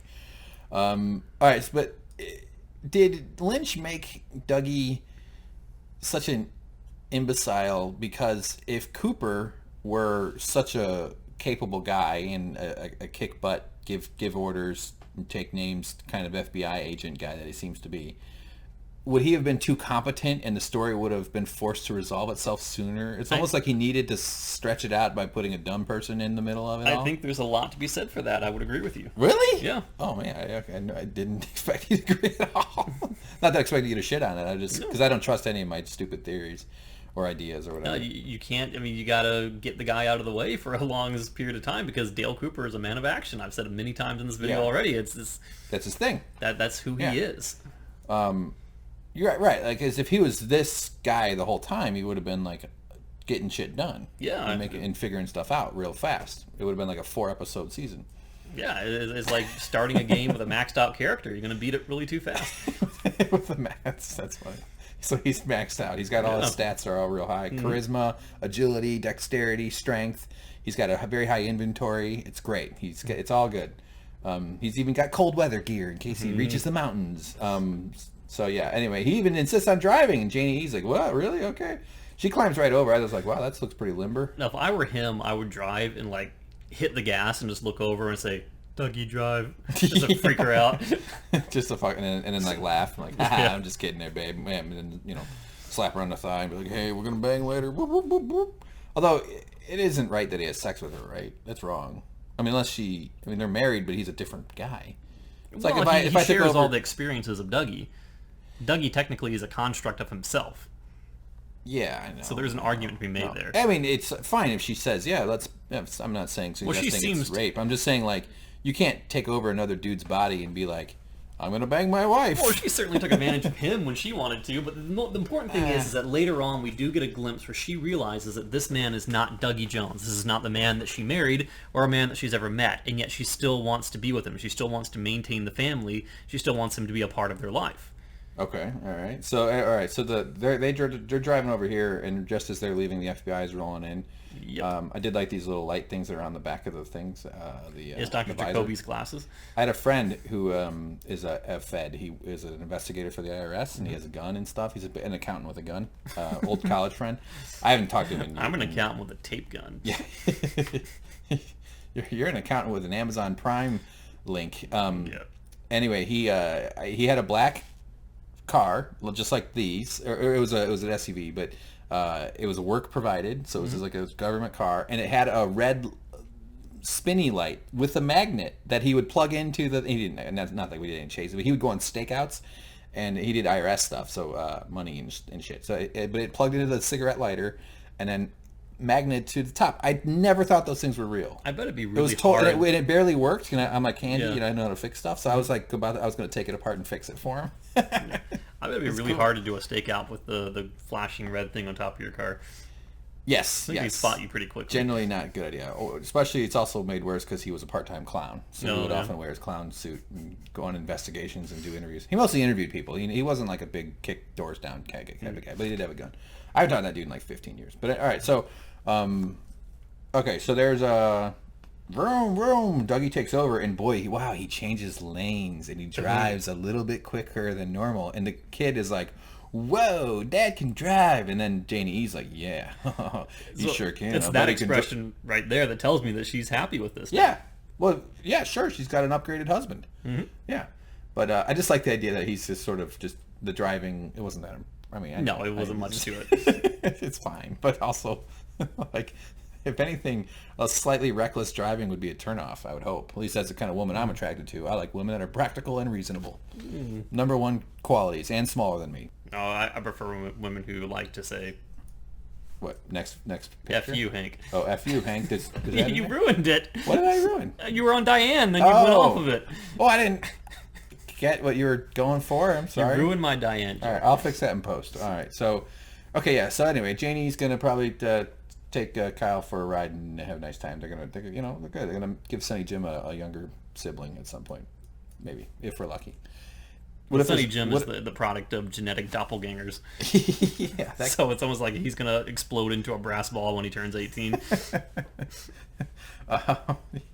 That's funny. Shit, I was gonna say something, but I forgot. But it doesn't matter. Okay, so Diane looking all angry and bitter and thin and stuff, and smoking and looking pissed, and the phone comes in. She goes, and now we find out this is so he's texting her. Okay, so we know it seems very difficult at this point to keep the argument alive that it is not Mr. C communicating directly to Diane.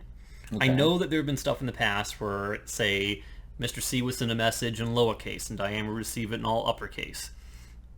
I think it's too much on the nose here to know that wasn't from Mr. C. Yeah, the timing worked out perfectly. Yeah. It was exactly from him. Right. And it was delayed in delivery because he was in the middle of nowhere and it wouldn't send originally. Yeah.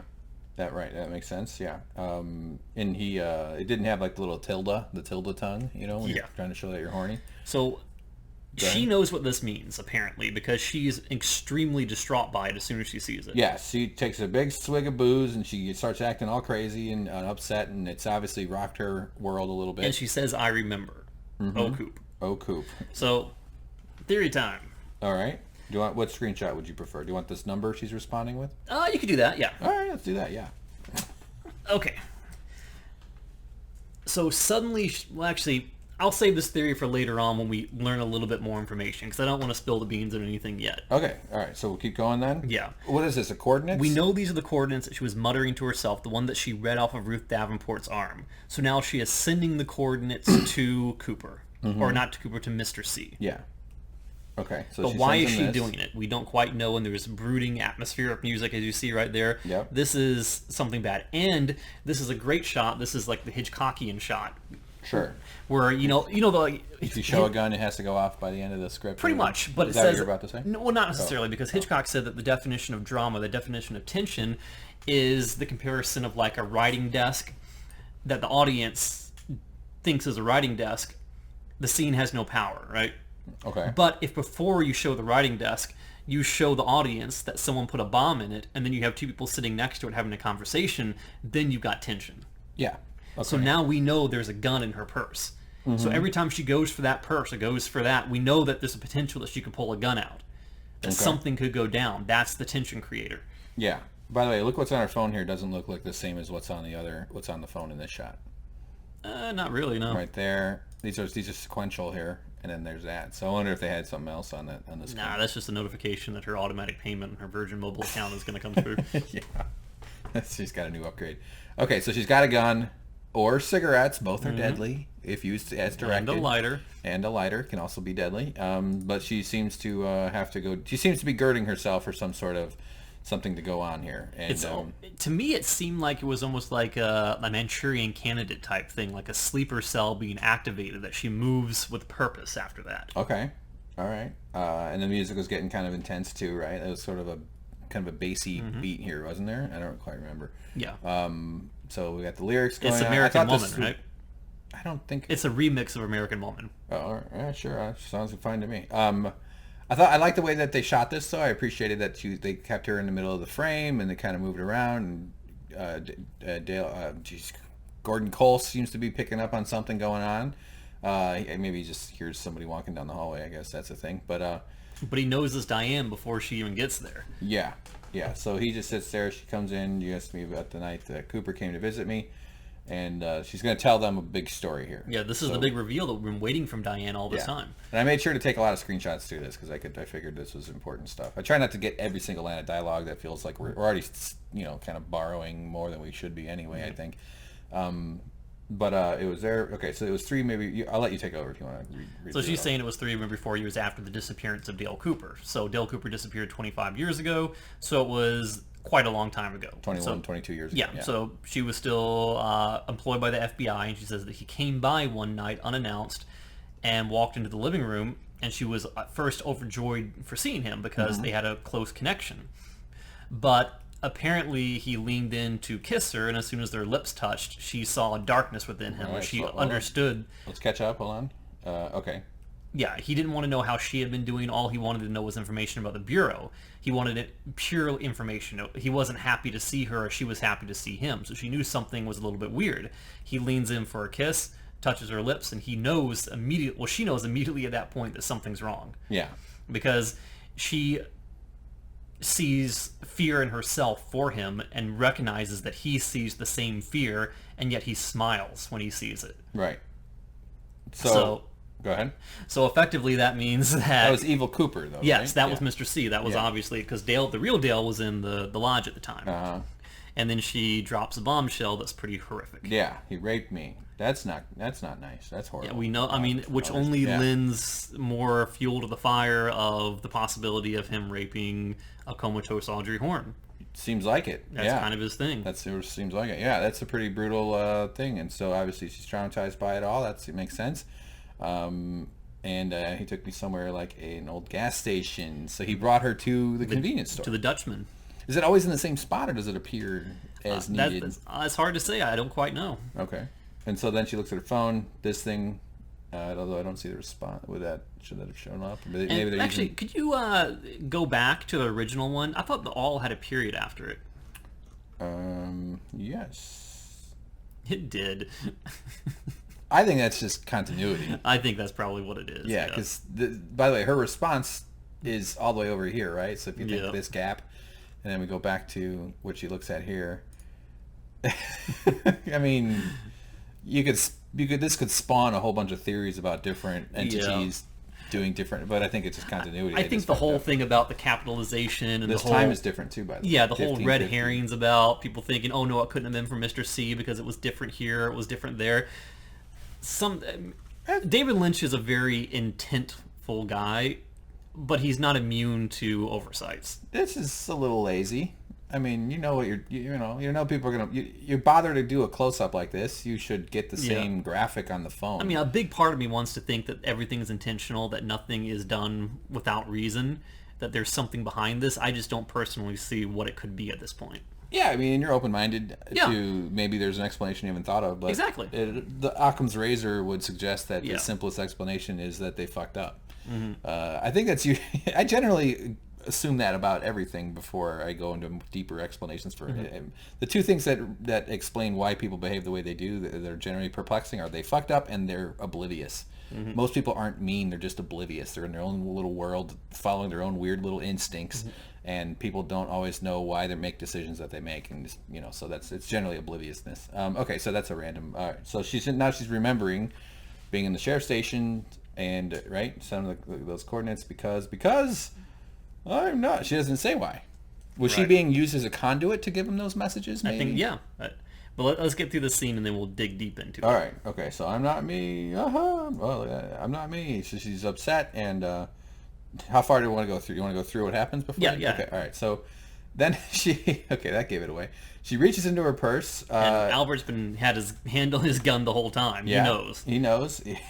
Miguel Ferrero comes up and bam, bam, and they have a little gunfight. But she doesn't. There's no blood or anything. It seems like he hits her. She even Tammy. Right? Yep, Tammy Preston. Tammy Preston, TP, whips out her gun, and I don't know if she shot hers. I don't quite remember. Probably though. They seem to be opening up on her, and boom! Oh man, right up the skivvies there. Sorry, there, Diane Lane, whatever her name is, or Laura Lane. It's not Diane Lane. I know Lane. That Diane Evans. Diane. Okay. Laura Linney, though. Yep. So the bullets hit the chair, and they murdered a newlywed couple on the other side of the room having their first sex. I want to get married because I want to have sex. That's nice. So there they go, and but this happens quick. Okay, so she's like, and she flies outward just like Laura Palmer gets dragged away in the lodge. She sort of like just like comes to the camera and kind of like just like glitches out of the room. So this is a major revelation, because now we know that all this time Diane has either been murdered or she has been held captive within the Dutchman. Yeah. So this has never been the real Diane. This is a tulpa. And as we know from tulpas or doppelgangers, is that when they're created, they are created with the memories of every memory that was held up until the moment of their creation. Okay. That's why Diane knew everything of her past. That's why she knew everything about Dale Cooper. Okay.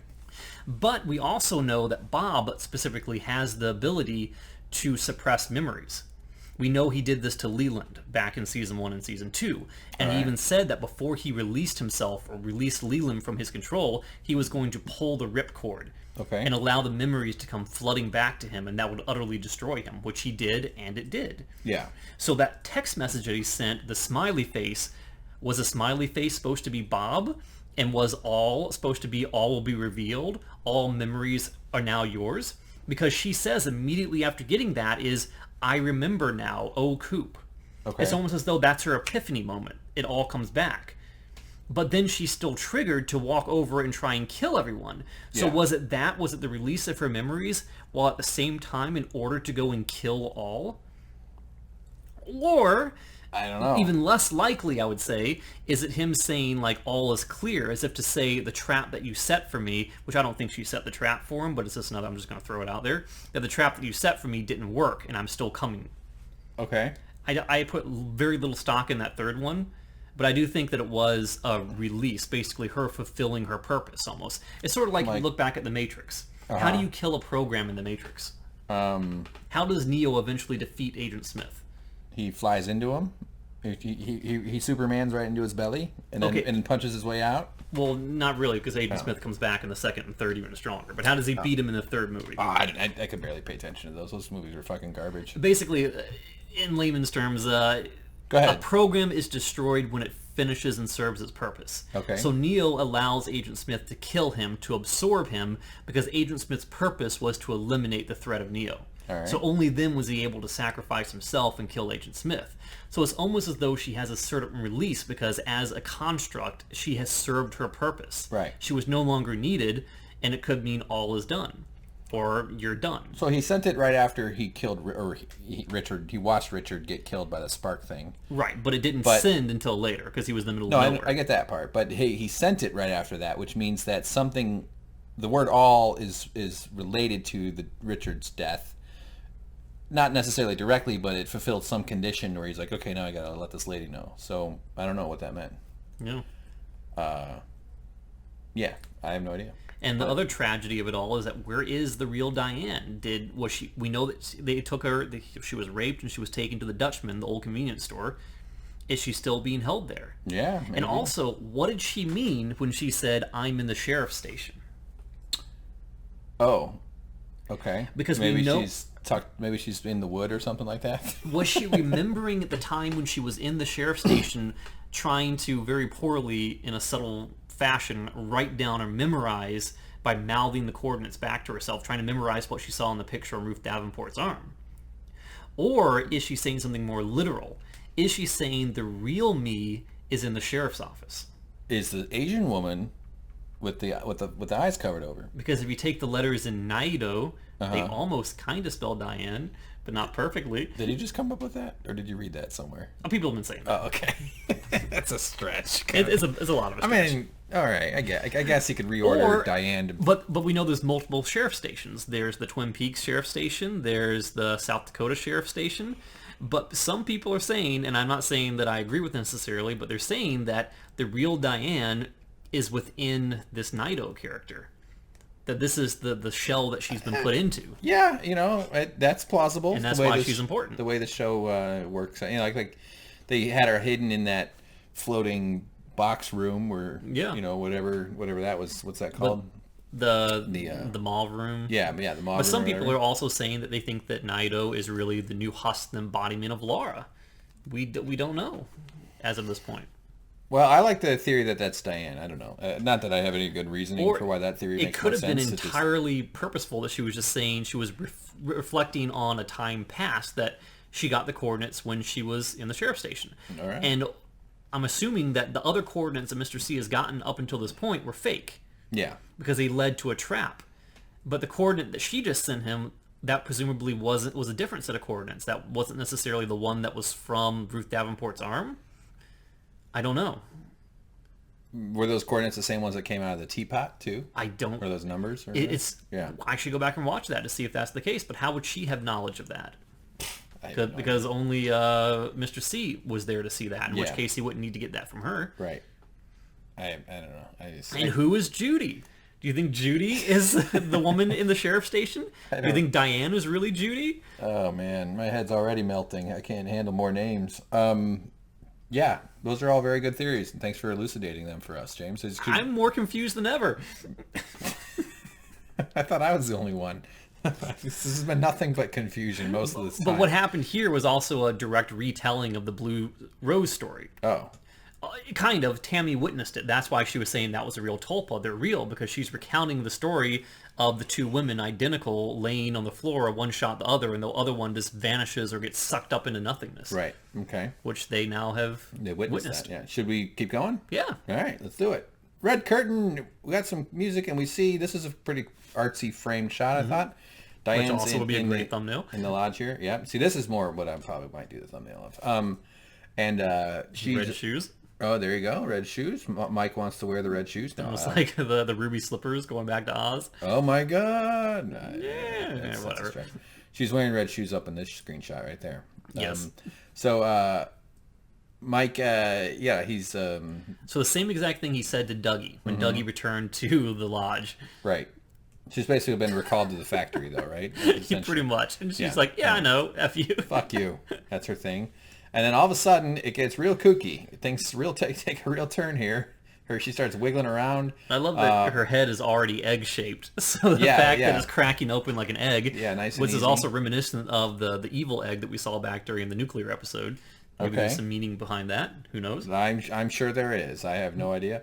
But there's like this, if you look at her shoulders and her shirt like that, they did a mask effect here where they started wiggling it back and forth while the face is cracking open. It's not intended to be realistic. No, I know. But this is like this kind of special effects I could do, which means it's terrible. But no, it works for what they're going for here.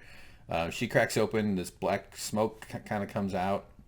You can see her shirt sort of shimmying around a little bit. And it's just the ball floats out of it. This was like 1999 Photoshop. And then her head just bloop goes away. Her whole skin. They edited it out. This part here. They deleted that. The ball kind of hovers around, floats, and her body starts doing this. I'm going back and forth here. I'm not advancing. Okay, now I'm advancing, and she shrivels. Look at that. I know, it's such a terrible, it's comical. But, you could use puppet wrap or puppet warp. I mean, there's all kinds of other, So there's no lighting on the ball at all. No, it's super basic. But it works because it's all, you kind of have to accept that this shows nothing but kooky. But we should notice that the ball is golden. Mm-hmm. And that's a sign of ascension, a sign of passing from one level of being to another. Oh, but when you look down into the chair, what does it look like? Well, golden, wasn't it? Can you keep going? That looks silver in this shot. But I thought it was golden because even when it's in the smoke and the light. But even when the light fades off of it, it still looks silver to me. Really? I read this as gold. Here we go. Going to argue about this stuff again. Because the other one was gold, and I think that it's just like it's in this lighting. It just looks mostly reflection. It's hard to make a judgment given the lighting, but I didn't read that.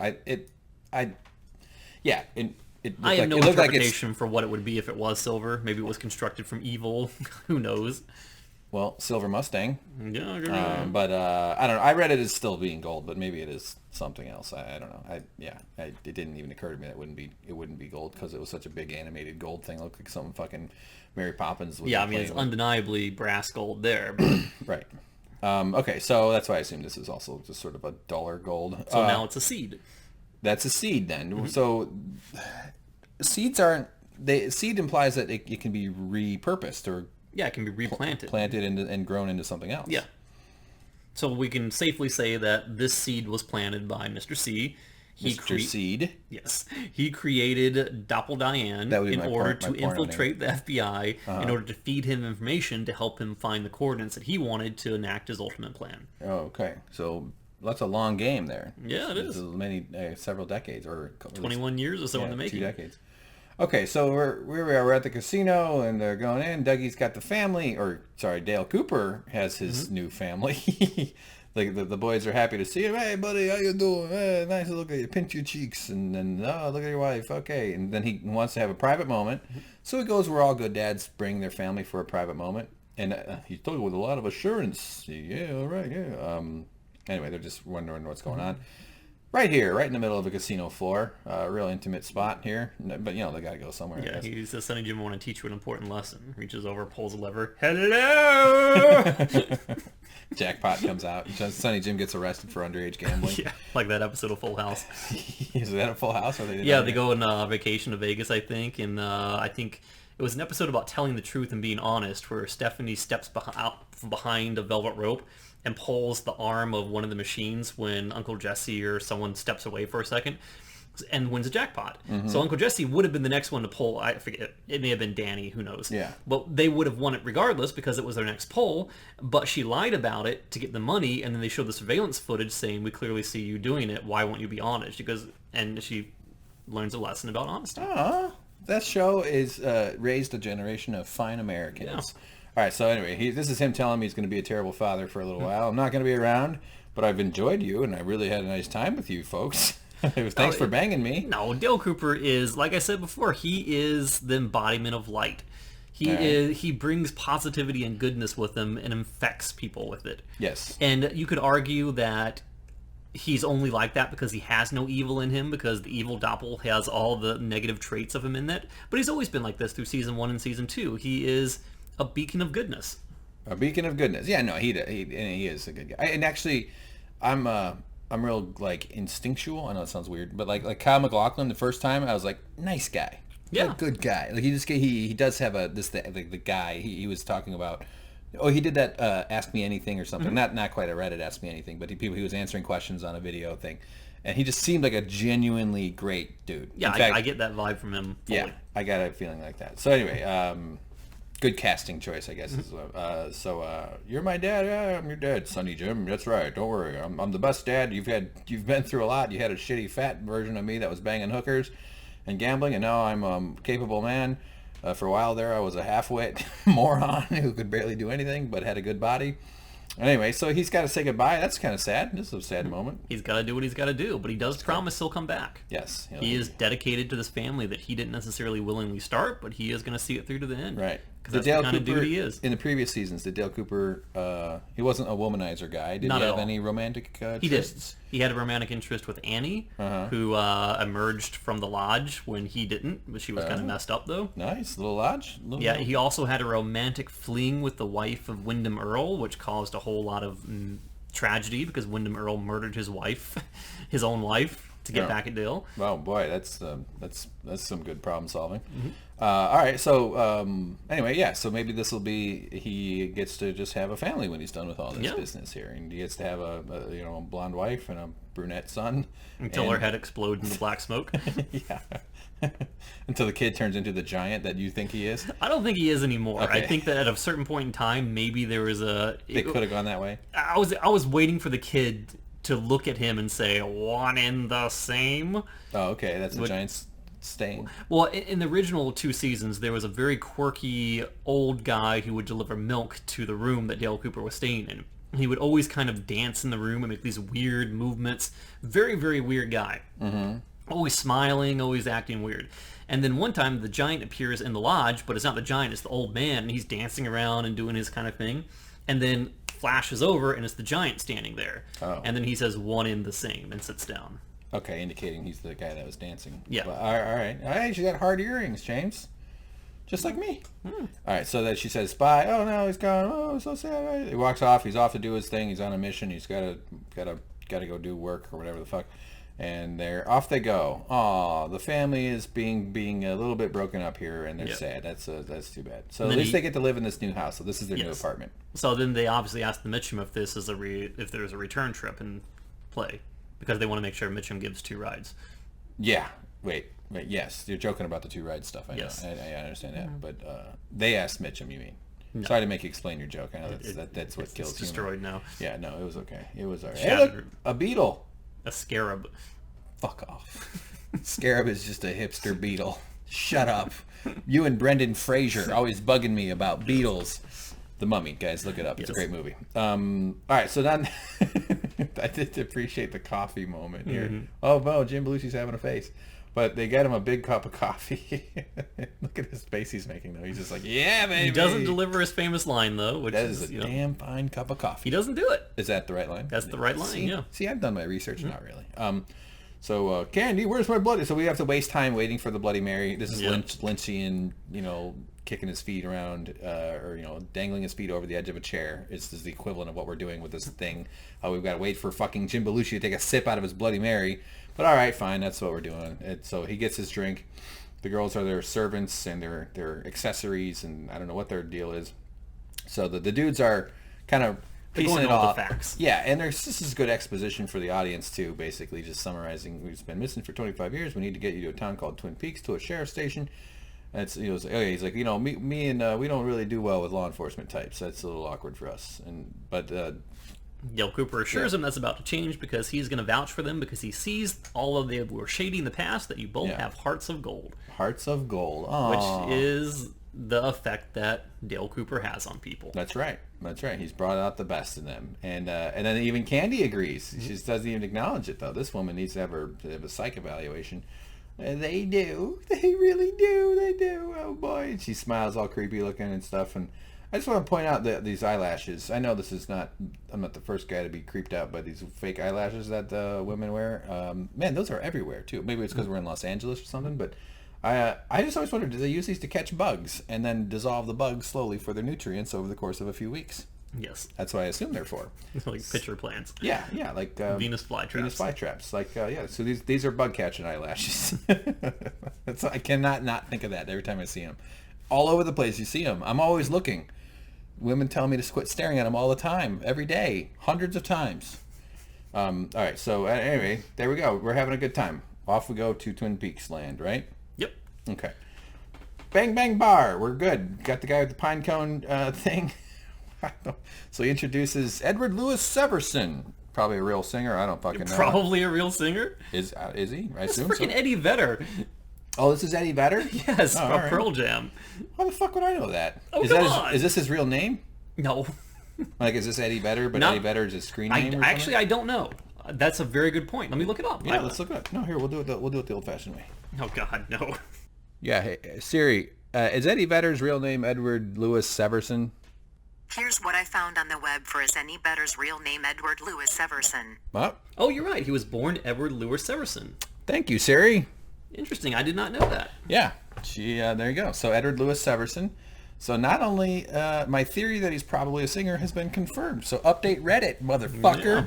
Yeah. Out of sand. So we get a nice little song. He did have a good singing. It was okay. Yeah. It seemed to have like not a lot of like. This is like poetry when you're in 8th grade and you think you're all fucking soulful and stuff, which you probably are because it's hard to be a human being. Everybody suffers at every level of life, so that's nice. I'm just saying, don't discount 8th grade poetry, James, okay? It's the best I can do. Who I was, I will never be, I don't know, I'm trying to do Eddie Vedder's voice. To the bone, he's, we got a nice little music video. I've watched more music videos in his Twin Peaks marathon, or Twin Peaks reviews that we do than I have in the last 20 years. Yep. Seriously, it's crazy. Come on. So Eddie Vedder looking good, doing fine. I would assume he'd be a big giant mess right now, but looks like he's doing good. Hang in there, Eddie. Yep. Sorry your buddy killed himself. You know what I'm talking about? Kirk Cobain, Captain Kirk. Yes. All right. So and here comes the moment where my jaw hit the floor. Because they showed up? They showed up in the Roadhouse, which seemed at the time to be confirmation of the whole coma theory flying right out the window, which made me happy in one vein, but also a little bit confused in another, because it seemed like she was legitimately trapped. Like she was confined somewhere by her in a prison of her own making. Yeah. So if that was not true, if they did get out to the roadhouse, I still have some questions. Why does no one ever talk about Audrey? Why has she, what's the truth between her and her relationship with Mr. C? Why did Richard Horne never go to his own mother for money in times of need? Why was she just completely absent from the minds of everyone else in Twin Peaks? Mm-hmm. So I was like, finally, we're going to find out the answers to these. Yeah, but you're saying though that the fact that her and the husband are outside the house could have meant here that the coma theory wasn't the case. At the time, I was like, yeah, that seems to me to be confirmation that theory does not hold any water. Right. Although it is tough to say. That's a nicely framed shot with a little light on the guy. I think that was an accident. No, obviously. So that they get a spot at the bar. They order a couple martinis, and the thing kicks in. He raises his glass. A little continuity mistake, by the way. I saw that she grabbed the straw there, like people do when they're holding a drink, and then in the next shot, she's not holding the straw. No. Oh, you motherfucker! I'm gonna write my senator. But anyway, they have a nice little sip. Here's to Billy. As usual. Hey, come on, he's making a nice gesture here. He's out. Why'd you gotta say that? Ladies and gentlemen, Audrey's dance. Now, at this moment, I was like, what? This was the moment where I was like, wait a minute. Yeah. She is in some sort of a trance. This is not real. None of this is real. The audience clears the floor. Yeah. This was obvious because then Audrey's theme from the original 2 seasons start playing. Okay. This is her music. And then she goes out in this like dream-like, trance-like dance and starts mimicking movements like she did back when she was a kid in Twin Peaks 1 and 2. Right. So this is all familiar to people that have seen the show. Yeah. Right. And so she's moving around and doing her thing and dancing all alone. And I wonder what she was thinking about when she was filming this. Just like, well, I can't believe I'm getting paid for this stuff. So yeah, I mean, for my layman's eyes, so I was like, this show is fucking weird. Yeah, this is not happening. They're not really at the Roadhouse. Something confusing is going on. Either she is in a coma or she's in some sort of mental state where she is cut off from the world. Right. It's unlikely that this would be happening in the real world. Like that the whole crowd would clear for just one person. Yeah, she's not that big a local celebrity. Right. Not like you and me when we go down to the bar, when we go down to the pitch and putt, and a husband is watching, going, oh man, there's the woman I fell in love with, the crazy ass, just nut. But they're more of these funny movements. So, I don't know. This whole thing was just weird. So then we hear someone scream Monique, right? And it's almost like the world reasserts itself, and then 2 guys start fighting over a wife, right? We hear fighting and blows landing, and that sort of interrupts her whole thing. She's like kind of taken aback by it, but what do you make of the fighting though? It makes me think that if you go, is she forward, around other people? It seems like that. Like if you go forward one more, there is a massive revelation. Big reveal here. This is her whimpering though. Get me out of here. So she's talking to her husband Charlie, and then all of a sudden, electricity sparks. Yes. So we hear that, and she's not wearing makeup. Right. So you could presume that she is in some sort of holding cell, some sort of mental facility. But the fact that we hear electricity tells me that she is probably inside some sort of a lodge, because we know that Mr. C came and did terrible things to Diane, and he took the real Diane and he put her somewhere and created the doppelganger.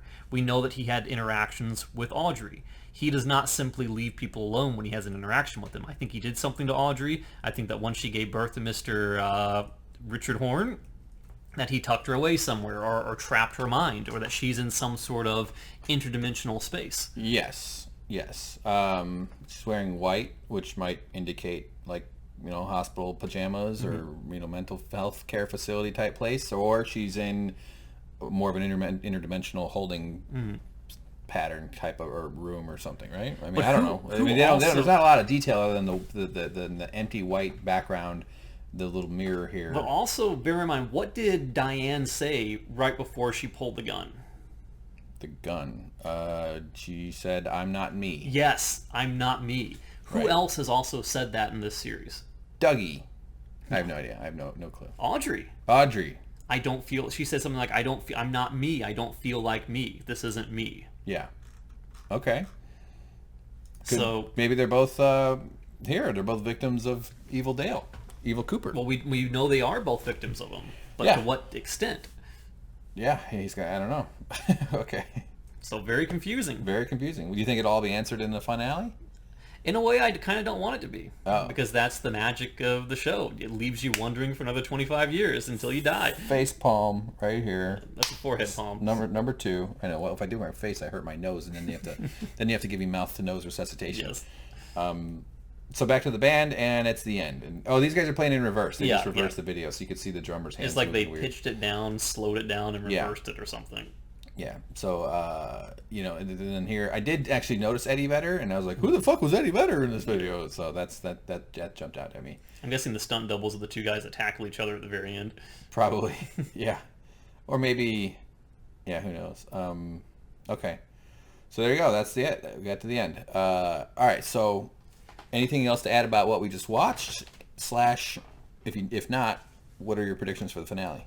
I mean, we know that Dale Cooper is going back to Twin Peaks. We know that's going to be the genesis of that's where the coordinates led. That's where the coordinates that Diane gave to Mr. C, she plugged them into her phone and they pointed right to Twin Peaks. Mm-hmm. We know this. So we know that everything is going to centralize around there. There's going to be a showdown between Mr. C and Dale Cooper in Twin Peaks. They're going to find what Mr. C is looking for, which is presumably the experiment / mother, which we know or can presume is currently inside of Sarah Palmer. So there's going to be a meeting of forces, including Sarah Palmer, converging at a meeting spot, and it's going to be crazy. Yeah.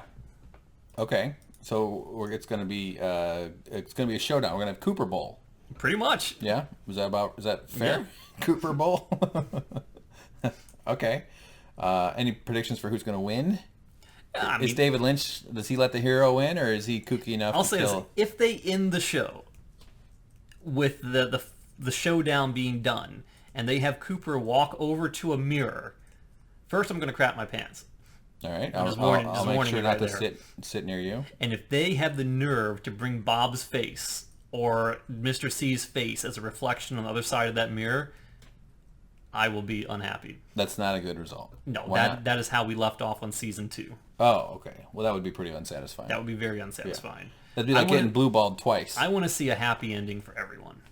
That's the opposite of blue balls, is a happy ending. Yeah, there you go. So exactly. Or brass balls, or gold balls, or whatever the fuck color we're talking about. Doppelballs. Doppelballs.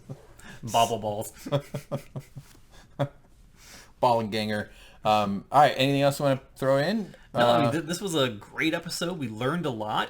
It didn't answer a lot of questions. It seems like, as these episodes always do, it always seems to pose more questions than answers. But we've got a massive revelation of Diane. We don't know where the real Diane is. We've got a massive revelation of the coordinates that presumably Mike is trying to kill. Well, we know Mike is trying to kill Mr. C. There's no doubt about that. One of you must die. Don't die. Don't die. Obviously, and him protecting Dougie throughout all his trials and tribulations. But the fact that everyone is now coming back to Twin Peaks, that's the biggie. Mm-hmm. Dale Cooper is returning. Everybody's coming home. Are we going to see Sheriff Harry Truman again, maybe? Oh. Is he going to come out of his sickness and make it a final appearance? That'd be surprising. Yeah. I think I want to find out about the frog bug. I just want to know what the fuck that is. Are we going to find, was that the frog bug girl? Is that Judy? Could Who be. is Judy? I don't know. It's all crazy, man. I have so many mixed feelings about this show. Mostly positive, but it's not just a simply positive negative. It's very interesting. It is provocative, and in that way, David Lynch has accomplishes. He definitely, if you give him a chance, you will be rewarded with provocative thoughts, which is a nice way of saying you will be confused, but it's not overwhelming in an annoying way. I mean, lots of it is kind of annoying, but much of it is also sort of, it's puzzling. You want to solve, it's like you want to solve the riddle more than you want to be done with the puzzle. You know what I mean? It's kind of, he teases you with that. He kind of pushes you into either category, at least for me. Yeah. Like sometimes I'm just like, oh, fuck this. I don't care. Who gives a shit about any of these stupid names? And then the other side of that is, oh, why? Where's Cooper? You kind of want to know. So It's just the names that confuse you? No, not the names. I think the names sound real cheap. They sound like made-up names. It's hard to make. If you've ever written stories, or I've done a lot of that, I mean, you probably have too. But like fake names sound fake. Just combining any old names doesn't work. You have to. So there's something to like genuine sounding names. I mean, Rick and Morty do it really well. Like, there's a great character named Mr. Poopy Butthole. Yeah, that's what I'm saying. Yeah. Like my dad's name was Mr. Poopy Butthole. Call me Captain Farty Pants. No. My father was Mr. Poopy Butthole. Just call me Poopy Butthole. Call me Pee Beehole. No, I don't. I'm not trying to crap on Lynch. We could talk about more of that maybe in the finale analysis. But that's going to be 2 hours. I believe so, yeah. So we're going to talk for 10 hours for that Pretty one. much, yes. I'm pretty sure. But the final episodes are going to be next week. We have one I more think that's of the these. case, yeah. Right. And I am both happy, excited, and sad. Yeah, it's kind of like when your kid dies. Well, that's more happy. I mean, goes off to college. I mean, Oh, yeah. We can do predictions for season 4. Yes. Yeah. There is none. I hope Laura comes back and goes, I'll see you in 25 years. Yeah. It's just a decaying camera on They're all, David they're all Lynch's like corpse. senior citizens, just like really like crumbling old people trying to act. Just going, Jimmy, he's so hot. Oh, Jimmy.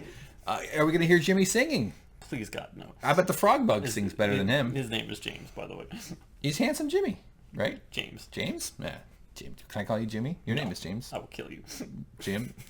How about Jimmy? No. Slip into a Slim James. It's not slip into it. It's snap into. We were corrected on the other video. What, did somebody confirm? Yeah, it's snap into a Slim Jim. I was saying snap it to a Slim Jim. You were saying slip into a Slim Jim. Slip into a Slim Jim. Which just sounds so wrong. Oh yeah, slip into a Slim Jim. As though it's a leotard. The song "Going to a Chapel" and "Gonna Get Married." You know that one? Going to a chapel. I thought that was Castle. Really? And I had a girlfriend, and when she laughed. I mean, it was a funny moment. She was like, "Oh my God, you think it's Castle?" Well, Castle's better than a chapel for getting married. If I was going to get married, I'd rather get married at a castle I or never a misread that one. Chuck E. Cheese's. Going But to the temple so it's confirmed to be. of love. Yeah, there you go. That's one. So it is okay. Well, that's from our Game of Thrones discussion anyway. So. All right, guys. Thanks for watching, James. You've been great. I appreciate it. I'm doing okay. Thanks for asking. Oh, no problem. And I would very much like for someone to set the record straight on where the 3 sets of coordinates originated from. That's one thing I'm a little fuzzy on. Okay. And I want to get some clarity on that. And I know I screwed it up. Yeah, that's okay. And I also want to say the theory about Mr. C creating Dougie, I hold that at about 70%, and I hold a 30% at Dale Cooper creating Dougie. So just to say, I have a little bit of stock in it, but I'm with the rest of you guys in that respect. All right. You're acknowledging potential on both angles. I'm more strong in the side that most people fall on, but I'd like to keep a little nugget of, it's possible. Variable confidence. That's what's missing most from people. Not that you do, but you should be like, I'm not sure. It's okay to be not completely confident all the time. It's all right. I think enough information was spit out to at least make the question viable. Yeah. Everything is odds, not certainties. There's no absolutes. There's only likelihood, less likely or more likely. That's the only way to describe anything. Will Jerry regain control of his foot and learn to use binoculars? Yeah, hopefully. I hope that's what the entire season finale is Maybe about. the feet can hold the binoculars. Or maybe it's going to be the entire season finale is Jerry Horn on a mountaintop looking at people through binoculars and having them explode into sparks and fire. Yeah. Because we know the binoculars. Or an overzealous DEA agent comes by and shoots him in the head for having some marijuana. Because we should murder people who do drugs. You sinners. Yeah. Why am I? Okay, so rambling. Thanks for getting here with us, guys. We hope you enjoyed these seasons and episodes. Sorry it's ending. We will be back for one more. And maybe there'll be more Twin Peaks content here, too. I'm not, who knows? I'm sure there's always going to be crazy-ass theories and Reddit arguments to almost said elucidate twice. Who the fuck would do that? But that's it. James? Anything else to add? Final note? No, just Dale Cooper, you better freaking rescue Diane. Rescue Diane. We want to see Diane get rescued. She deserves it. Thanks for watching, everybody. Good night. Goodbye. And James, see you later. I like you. McDonald's.